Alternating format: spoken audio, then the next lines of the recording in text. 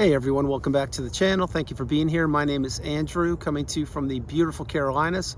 Today's topic is going to be, these are the fears of the narcissist. Think about that for a minute. Everyone, if you like the content, please like, subscribe, and share. So the fears of the narcissist, these are many. You may not have known what the fears were, but this list is actually growing as the years go by for the narcissist and for the general public to consume what these fears are. I'll jump right in. The first fear is abandonment. The narcissist is afraid of being abandoned. This started at a young age because probably something happened to them and they figured out, rather than them getting abandoned or getting hurt or being left or unparented or having no rules or regulations to adhere to, that they could just go through life abandoning other people. Remember, the narcissist wears a mask many times to manipulate people and to get them to enter that relationship with them. And as soon as that person's resources have become depleted and they can no longer do what they used to do, which is give the narcissist supply and elevate them for a period of time in their life, well, what do? They discard people. That essentially is being abandoned.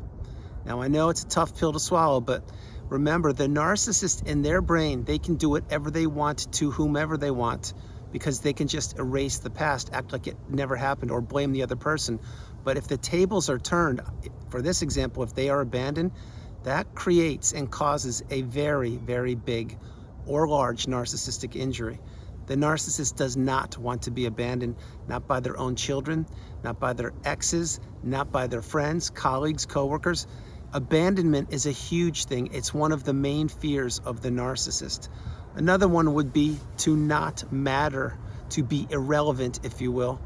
Remember, when the narcissist was younger, they could probably bat their eyelashes and get attention, or use their intellect as to make it seem like they're the smartest person in the room, or sense people's energy and just act like they know what those other people are talking about. In other words, assimilate themselves even though they don't have the education.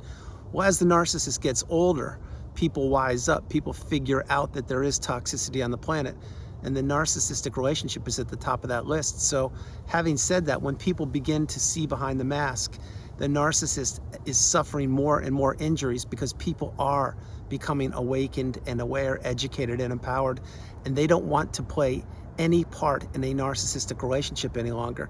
That's why when you come through these relationships, you have to heal and you have to slow your life down. And when you put yourself back together after time, in your time, then you understand that, yeah, the narcissist is irrelevant. They're less than a blade of grass or a pine needle behind me. No disrespect, grass and pine needles at least serve a very big purpose on the planet. The narcissist doesn't. What they want to do is they want to stay relevant to people. Let's stay on this part for a minute. When the narcissist attempts a hoover, and you by now should know that you should be unhooverable, should never, and I mean never, accept a hoover. It will not benefit you. It hasn't ever benefited anybody in the history of the planet, and you won't be the first person that it benefits. But why do you think the narcissist hoovers? One reason is because they want to stay relevant in your mind. They want to stay stuck in your mind, living rent-free. They want to be able to say, if you didn't do A, B, and C, I wouldn't have done X, Y, and Z. They want a future fake and promise what we could have had. We could have done this, but you didn't want it. They want to say things like that. So remember, when the narcissist is attempting a hoover, and my hope is you haven't been hoovered, you need to maintain no contact. Don't take the bait. Let the narcissist be irrelevant in your mind. That is what you must do. Another thing that another fear of the narcissist, one of the many fears the narcissist has, is not having money. Yes, you may think, well, isn't everybody concerned about not having money? Of course we are.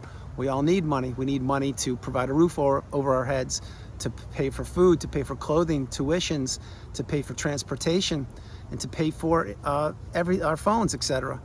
Well, yes, we need that. But the narcissist, they are frugal and cheap many times. They will hoard things, many things. And one of the things they will hoard is money. What the narcissist doesn't understand is that they can't take money to the grave with them. But yet, what does the narcissist like more than money? That's right, they like your money. That's why they went through most, if not all of your money when you were in the relationship. And the narcissist knew exactly what they were doing, and they did not want to spend any of their money.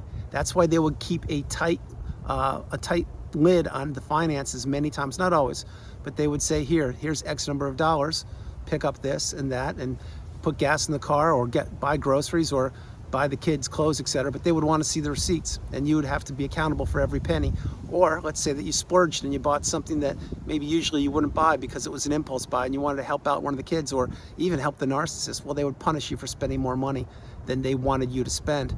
And behind the scenes, what the narcissist was doing is they were squirreling away all of their money. They were hiding it, they were keeping it, they were investing it, they were putting it under their brothers or sisters' names or alleged friends' names or business partners and shell corporations and LCCs, etc.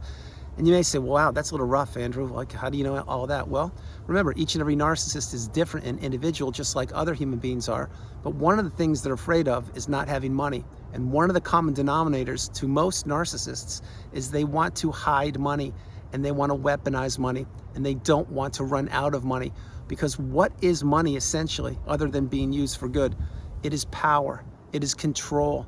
It is something that can be dangled in front of other people. If you do A, B, and C, I'll give you X number of money. If you don't do A, B, and C, I'll give you even more. You see, that's what money is to the narcissist. It's control and power. And they never want to be out of control or power. That's why they want to stay stuck living in your mind. Another fear of the narcissist would be not losing their looks. When I say losing their looks, remember, the aging narcissist is not a pretty sight to see. Now, we are all aging on the planet. Every day we're getting a little bit older and we have more grays and a few wrinkles, etc., as we age. And yeah, I understand in this year that many people do whatever they can to appear younger. I get it all. I understand it. The narcissist many times will do whatever they can to not only physically look better, but the way they wear their clothes and the way they use their words and who they spend time with. So many times the narcissist will try to assimilate themselves with a generation younger, or maybe even 2 generations younger. Maybe the narcissist is in their 50s or 60s and they're trying to spend time with people in their 20s. Well, why would they do that? Well, there are a couple reasons, but one, because they want to appear younger. They want to appear youthful, that they're part of the next generation, etc. Well, it's not really a good look for a toxic person who is in their older years, let's say, and they're trying to act like they're 40 years younger. But that's what the narcissist does because they don't want to age. And what the narcissist doesn't know, and they try to avoid at all costs, is father time, which is another fear of the narcissist. Yes, it's death. You may say, well, aren't we all afraid of death? Honestly, no. When you come through the narcissistic abusive cycle and you rise through the ashes like a phoenix and you put yourself back together, death is the last thing that you're afraid of, I can assure you. It's the last thing I'm afraid of. Certainly not at the hands of a human being, I'll tell you that. You see, when we were in the relationship, we were giving to a fault. We were a people pleaser. We were believing in somebody who was trying to destroy us. We were believing in the mask. We didn't know that narcissism was prevalent on the planet. We were not taught this in school. And so once we get discarded or the relationship ends after we experienced all the toxicity, which is equivalent to or akin to death by 1,000 paper cuts over and over and over again, then we have to heal. And when we heal, we go to hell and back. And we have to go through that tunnel of darkness, maybe even experience the dark night of the soul. We have to really take a good look around ourselves and figure out what narcissism was, how it affected us, and how to not allow it back in our lives ever again, which is why we have boundaries. So when you do all those things and you finally get to the pinnacle of indifference, the mountaintop of indifference, you're literally afraid of nothing because you've already seen the darkness, you've seen the smirk, you've seen the grin, you've been mocked, you've been ridiculed, you've had so much thrown at you, but you're still here. So whereas Father Time ticks for all of us, this is what the narcissist fears. It's one of their top fears that they won't tell you, which is why many narcissists fall into the category of Peter Pan syndrome. They don't think they're going to ever age. They think they'll be youthful forever. And many of them are stuck in that mindset of not growing old, etc. Well, having said all those things, this is why as the narcissist ages and as Father Time creeps into their life more and more and more, this is why they press on the gas pedal of abuse more and more and more, because they're trying to punish anybody that they're surrounding themselves with or anyone that would lend an ear to them as they get older, because they need supply, they need to feel needed, they need to keep themselves occupied because they're trying to avoid Father Time. They don't want to actually have that clock have that strike midnight when it does, because when it does, that's when they're going to be going someplace that my hope is you're not going to, and my hope is I'm not going to, and that's a place that's going to be pitch black, darker than dark. There will be no light where they're going, and they know it, and that's why they're afraid of that. They're never going to tell you that, though. Remember, what the narcissist does is they go through life like a bull in a china shop. They go through life like a wrecking ball. They want to destroy as much as they possibly can. They want to destroy people's relationships, people's health, people's mindset, people's hopes, dreams, aspirations, futures, people's goals. They want to crush everything they can. And when you go through life doing that, there is a big price to pay for doing that. I mean, a monumental price to pay. And that won't come at the hands of a human being. It's going to come at the hands of a greater power than any of us walking around on the planet. And they're afraid of that because they know what they've done and they know where they're going. Think about what I'm sharing with you. You may say, how do you know all these things, Andrew? Well, if you've been through the cycle and you've seen what I've seen, you know that not only can you not unsee it, but you've seen the darkest of dark, and you know that you're the brightest of bright. That's why the narcissists tried to extinguish your beautiful, bright, shining light. And they did their best to knock you out for the count, but they couldn't do it because you're still here. And the narcissist has failed again, and they will continue to fail until Father Time strikes that clock at midnight. Whenever that happens, I can't tell you. But that leads me to the next thing that the narcissist is afraid of, or that they fear. It is failure. Yes, the narcissist does not want to be a failure, yet they are one. They don't want to lose at things, yet they frequently do. This is why winning is important to the narcissist, because if the narcissist can win in relationships, in business, with money, with attention, with adoration, any way possible, it supplies them, it pumps them up, it fuels their fragile ego, it makes them feel better than other people. So keep that in mind. What the narcissist wants to do is make themselves feel better, or have people make them feel better to the detriment of those people. That's why every relationship the narcissist ever is a part of, they're in competition with those people, whether it's their spouse, their children, their parents, their colleagues, friends, whomever. And the narcissist does not want to fail. If the narcissist fails and it's a public thing, that will create a huge narcissistic injury to them.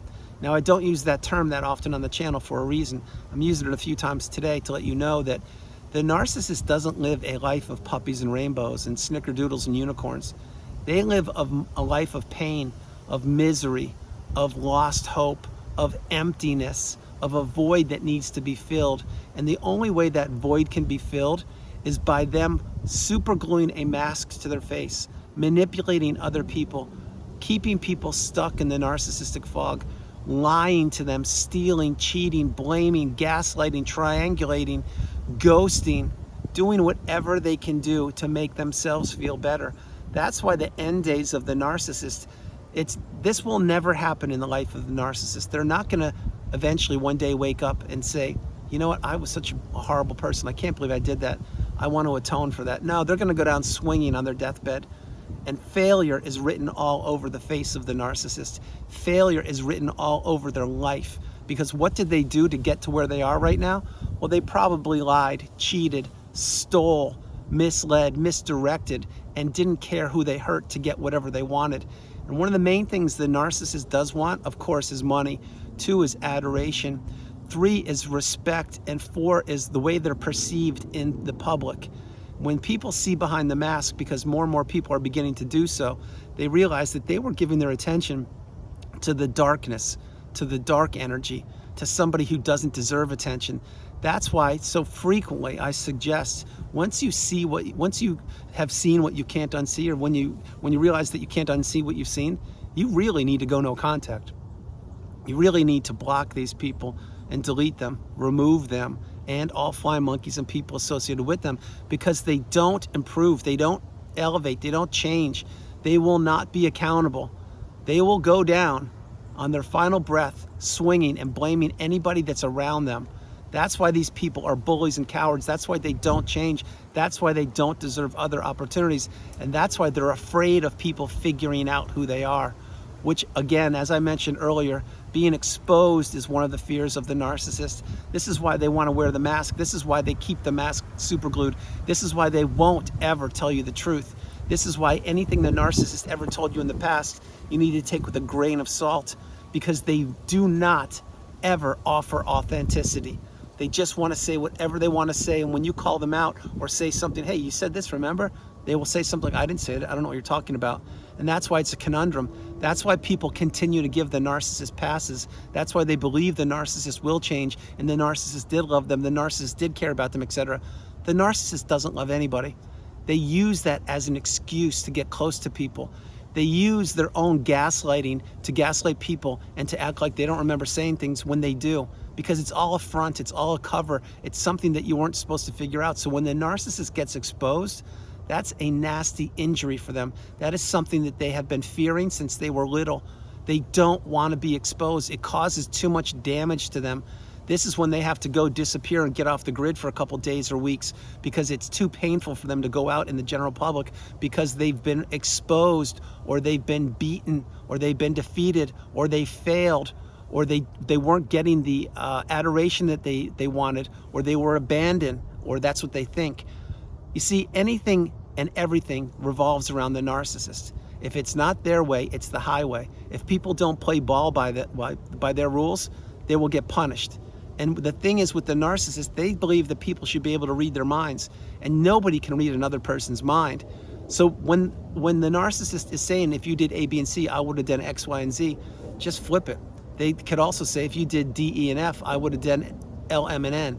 You see, it doesn't matter. That's why talking to the trees behind me is so much more advantageous for you or myself than talking to the narcissist or any toxic person, because you're just going to be beating yourself up over and over again. You're going to be hearing word salad, blame shifting. You're going to be hearing gaslighting, and you're going to be hearing inaccountability at the hands of the narcissist.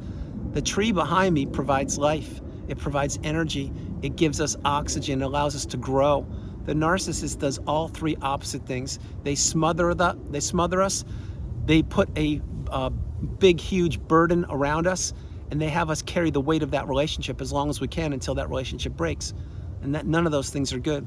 So before I close the video, I've mentioned some of the fears. These are the fears of the narcissist. The narcissist fears so many things: not having money, abandonment, being exposed, not mattering, not being relevant, death. They fear so many things, and that's just the tip of the iceberg. How about this one? My channel is called Narc Daily, You Are Not Alone. The reason it's called that is because I was alone, and I was isolated and trapped for 2 years and 2 days in my house during a very challenging period of time. And that's when I created the channel, 5 months and 2 days after I was discarded. Yes, you should check out the first video I ever created called Glad You Made It. It was a very challenging Thursday evening, I believe, for me at about 10 o'clock at night, but I created my first video because I knew I had to get my message out, and here I am years later.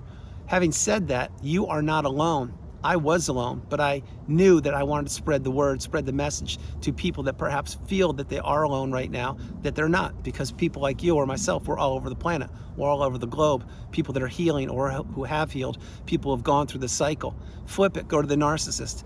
They don't want to be alone for 1 minute. This is why they're on their smartphone all the time. This is why they have multiple smartphones. This is why they're always talking on the phone. They're always texting. They're crawling all over social media. This is why they can't sit still. This is why they're always going here, there, everywhere. This is why they have an endless to-do list. They have so many projects. This is why they wake up at 6 o'clock in the morning and don't come home till 10 o'clock at night. This is why they're always on the go, go, go. Because the narcissist, they realize that they need people. They don't want to be alone. So one of the narcissist's fears would be being on a desert island with food and water and shelter, of course, but no internet, no human interaction for, let's say, 2 weeks. And they would be safe, but they would have food, water, and shelter. That would be a punishment unbearable for the narcissist, because they wouldn't have anyone to manipulate. They wouldn't have any chess pieces to move around on the board. They wouldn't have anyone to hang up on. They wouldn't have anyone to blame. They would have to stay stuck in their tiny little brain on that island, thinking about what they had done, thinking about all the lives they've blown up, thinking about how did they get themselves there. So yes, that would be a massive narcissistic injury for these people. But since that's not going to happen anytime soon, the narcissist will continue to do what they do and continue to abuse people and manipulate people and act like they've done nothing wrong, and continue to play the Dr. Jekyll, Mr. Hyde game, which is be one person behind closed doors and another person to the general public. But behind the shallowness of the eyes of the narcissist, behind that smirk, behind the mask, they are cowards, they're bullies, and they are afraid of way more than I shared with you in this video. So everyone, that's the video. I hope you liked it. I loved doing it from the beautiful Carolinas. This is Andrew. Namaste. Have a great afternoon, evening, or morning, no matter where you are on the planet. You are not alone. I love you all. God bless you. I love you all, and I'll talk to you tomorrow. And it's actually very revealing and very telling as I'm ending this video. The sun is coming out to my right. It's peeking through these trees right now. The sun wasn't out throughout this video at all, but it is now. And that sun appearing on my face here. It's to let you know that you are the beautiful, bright, shining light. You are the energy. You're the abundant one. You're the person without fears. You're the strong one. You're the person that's put yourself back together, dusted yourself off by the bootstraps, risen through the ashes like a phoenix, and either have arrived at or will arrive at that mountaintop, that pinnacle of indifference. So don't look backwards. Let the narcissist slither away. Let them do what they do. Go no contact, block them. Save and insulate yourself, protect yourself, conserve your energy, don't share, don't overshare, have boundaries, and remember to always say no, the strongest word in the English language. And remember, when you say no to something or someone, you are saying yes to yourself. So as I close the video and the sun is returning for one more quick second or two, I want to let you know, I love you all, God bless you, I'll talk to you tomorrow, and here's a big, huge virtual hug for you. From me, Andrew, to you, no matter where you are on the planet.